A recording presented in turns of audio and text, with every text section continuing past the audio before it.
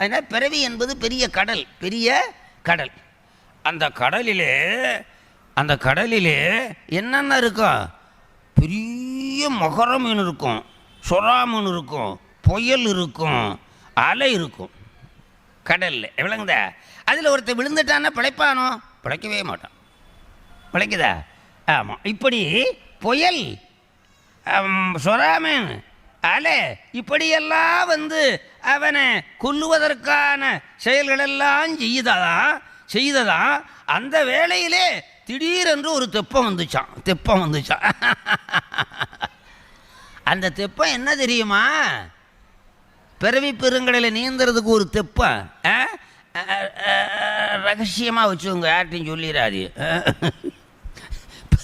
பிறவி பெருங்கடலில் நீந்துவதற்கு தெப்பம் எது தெரியுமா? 5 எழுத்து.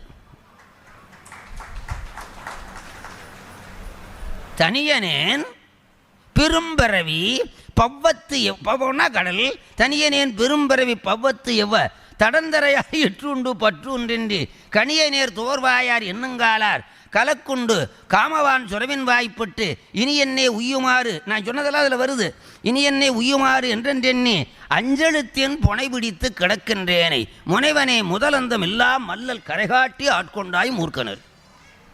பிறவி பெருங்கடலை நீந்த 5 எழுத்து. ரொம்ப சுலபம். நமக்கு கிடைச்ச மாதிரி சாமியும் கிடைக்கல, அருளாளர்களும் கிடைக்கல, இலக்கியம் கிடைக்கல, மற்ற சமயவாதி எடுக்கலாம். நல்ல புரியுது?